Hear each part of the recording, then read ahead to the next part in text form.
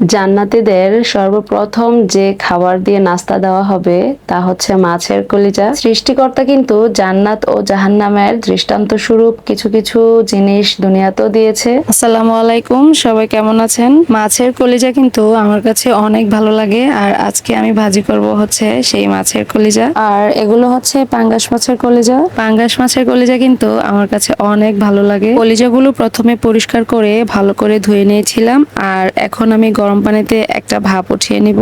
একটা বলক আসার পর পর কলিজাগুলো ছেঁকে নিতে হবে, তা না হলে বেশি সিদ্ধ হয়ে গেলে কলিজাগুলো ভাজার সময় ভেঙে যাবে। আপনারা চাইলে গরম পানিতে ভাপ না দিয়েও ভাজতে পারেন। আমিও কিন্তু ভাপ না দিয়ে এভাবে সরাসরি ভেজেই খেতাম। এভাবে ভাপ দিয়ে ভাজার টেকনিকটা শিখেছি আমার ছোট বোনের কাছ থেকে। আসলে এই পদ্ধতিতে ভাজলে কিন্তু কলিজার মধ্যে একটা তেতো ভাব থাকে, সেই ভাবটা আর থাকে না। ছোটদের কাছ থেকেও কিন্তু অনেক কিছু শেখার থাকে। তবে আমি মনে হয় একটু বেশি সেদ্ধ করে ফেলেছিলাম, কিছু কিছু কলিজা একটু ভেঙে গিয়েছিল। আপনাদেরও যদি এই পদ্ধতিটা ভালো লেগে থাকে অবশ্যই সেদ্ধ করার সময় একটা বলক আসার সাথে সাথেই নামিয়ে ফেলবেন। কলিজাটা ভাপ দেওয়ার আগেও আমি ভালো করে ধুয়ে নিয়েছিলাম, আর পরেও আমি ভালো করে ধুয়ে হলুদ আর লবণ মাখিয়ে এখন ভেজে নিচ্ছি। আর কলিজা ভাজার সময় কিন্তু অনেক সাবধানে থাকতে হয়, তা না হলে চোখে মুখে ছিটকে পড়ার সম্ভাবনা থাকে। ভাজার সময় কিন্তু আমার হাতেও এসে পড়ছে। ভালো করে উল্টে পাল্টে ভাজতে হবে। মাছের তেল, পটকা ও কলিজা ভাজার সময় কিন্তু লবণটা একটু বুঝে শুনে দিতে হয়, কেননা মাছের এই পেটি বা কলিজার মধ্যে যদি লবণ বেশি হয়ে যায় তখন কিন্তু একদমই ভালো লাগে না খেতে। আমার